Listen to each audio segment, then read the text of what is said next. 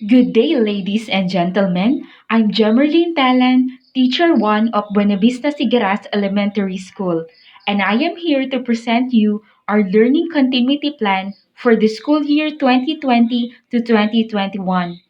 This Learning Continuity Plan is prepared by Dr. Rosalie Estamina, Principal 1. According to our school principal, Dr. Rosalie Estamina, DepEd Sulong Edukalidad campaign aim is to move forward together as the education system is being prepared for the new normal. In this struggle, all action will be anchored on serving the public and on ensuring that the health and safety of the learners, teachers, and personnel will be given priority in DepEd policies and actions.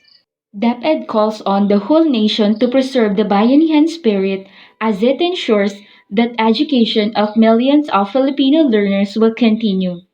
We are accepting the challenge of COVID-19, believing education must continue. Now, let's have a brief overview of information about Buena Vista Sigaras Elementary School.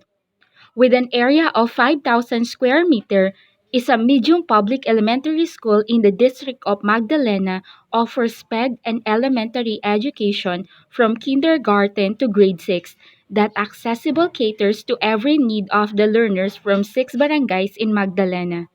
In conjunction with an enrollment of 945 pupils, Buena Vista Sigaras Elementary School is headed by a Principal 1. There are 1 SPED Teacher 1, 14 Teacher 1, 7 Teacher 2, 6 Teacher 3, 1 Master Teacher 1, and 1 Master Teacher 2, with a total of 30 nationally funded teaching personnel, and the school also has 2 job order security personnel funded by MOOE, 1 security guard, and 1 utility worker. The mission of the school to promote the quality basic education for all would still be its top priority through the learning continuity plan that would be implemented. Next in line is the data enrollment for this school year. The graph shows that as of July 15, 2020, the enrollment in the current school year in all grade levels, including SPED, has almost reached the target when compared to the previous enrollment. As clearly presented in the graph, the male and female enrollees in all grade levels of the current school year are almost of the same number as the previous grade levels they were enrolled in. It means that the parents of these children value education even in time of pandemic. The next graph illustrates that the greatest challenge to the distance learning is lack of available gadgets or equipment to be used by the learners. Unstable mobile or internet connection and insufficient load or data allowance can also hinder the children's learning. Some parents said that distraction from social media, noise from community or neighbor, difficulty in independent learning since both parents are working, conflict with other activities at home, existing health conditions, and lack of available space for learning are the other challenges that can affect children's process in learning in time of pandemic. The next graph is the educational attainment of parents or guardians of the learners. Based on the graph, it shows that most of the learners' parents from kinder to grade 6, both father and mother, are high school graduates, followed by parents graduated from elementary. Some of them are graduated from vocational courses. It also reveals that among all grade levels, kindergarten has the highest number of parents graduated from college. It further shows that there are few parents did not attended school in grade 2, grade 4, and grade 5. Some fathers has no response about their educational attainment. The next graph shows the parents' employment status of all learners from SPED to grade 6. It reveals that most of them has full-time employment status with 285 out of 945 learners, especially parents from grade 2, followed by part-time employment status which is 261 of the total enrollment. Next is unemployed status with 158. There are 146 not working parents among SPED to grade 6 learners. The graph also manifests that 95 of employment status of all learners are self-employed. Next is the graphical presentation exhibits that the parents or guardians of learners from all grade levels, including SPED, can provide instructional support to their children at home while having distance learning. It also shows that elder siblings can also teach their younger brother or sister. Grandparents and other members of the family can also assist in children's studies. There is one kindergarten and one grade 1 learners who have tutors to teach them the lesson, while a very small portion of learners can do independent learning. Next is the ICLEA framework unveils that in its core is the basic education surrounded or guided by the learning continuity plan of the school, which serves as the basic way to expand access to education for our learners through adapting the applicable learning modality.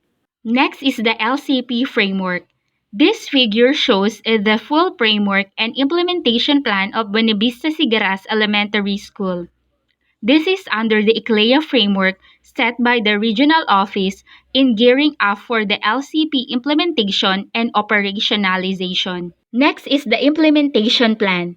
The data presented shows that out of 945 learners, 70% or equivalent to 657 prefer to utilize modular in their learning process, followed by blended learning, which is 23% or 217 learners. Next is the online distance learning of 7% or 63 learners. 8 learners or 1% choose television and no response into radio.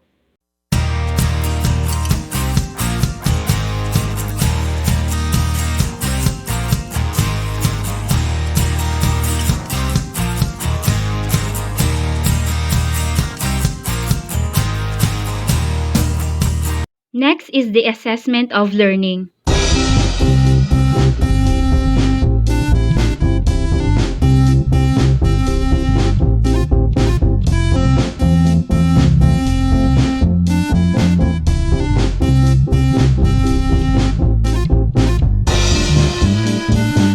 Next is the school operation, teacher deployment. Buenavista Sigaras Elementary School, as one of the big schools in the District of Magdalena, headed by Dr. Rosie Estamina, Principal 1 has 30 teaching personnel who are nationally funded and very capable of performing tasks at their assigned grade level with perseverance and concern. They are deployed based from the number of organized classes. Samples of class and teacher program that will be used this year is presented.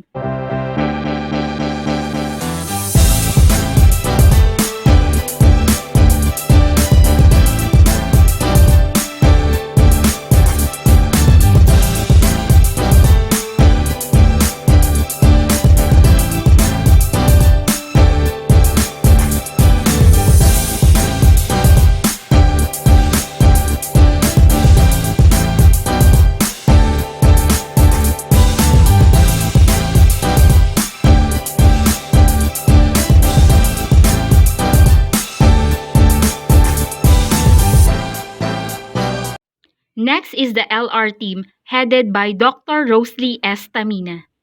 Next is the learning resources. Modular as a school learning modality preference. Hard copy, soft copy, plastic envelope. Provide individual learning packets to student. This may be printed or digitalized. Next is the continuing professional development. Continuing professional development through inset and lack section. Next is the monitoring and evaluation.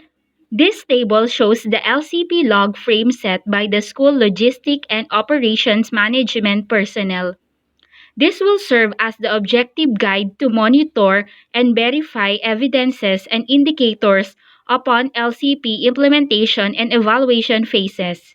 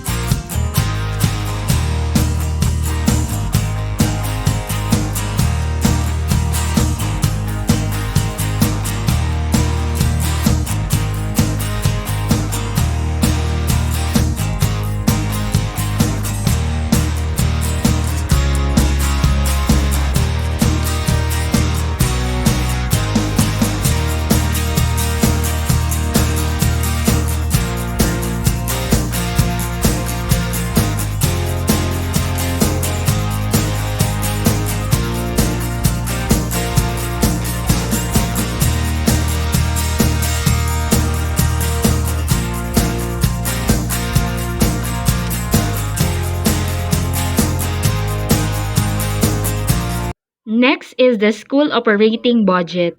Based from the enrollment data, Buena Vista Sigaras Elementary School has 945 enrollees and 30 teachers, which gives the estimated monetary equivalent of 69,663 and 23 cents monthly MOOE fund. As a result of prioritization activities concerning proper allocation of budget, 30% of the fund will go to the production, reproduction, and distribution of alternative learning modules costing to 125,393 and 82 cents, while 70% of it will utilize for other expenses such as reproduction of instructional kits and learning kit, procurement of PPE for school personnel, handling and transport expenses, other supplies and training and seminar expenses of teachers. Next is the source of fund. It cannot be denied that the focus of teaching learning activities in school is the child. The ultimate goal of the mission and vision is to develop the child to acquire lifelong learning and skills. In crafting school learning continuity plan, financial and human resources such as MOOE, LGUs, and stakeholders' donations are needed to execute the new and better normal in education. All efforts and initiatives to implement the LCP will greatly depend on family and community support. We need to prepare not only the schools, learners, administrators, and teaching and non-teaching personnel, but also the parents of the learners. Thus, the schools seek the understanding support of our DepEd family and all stakeholders in true spirit of unity and bayanihan. Next is the utilization of resources. MOOE utilization estimated funds for modules this school year. For a total of 945 enrollment, there would be 340,200 estimated costs for modules.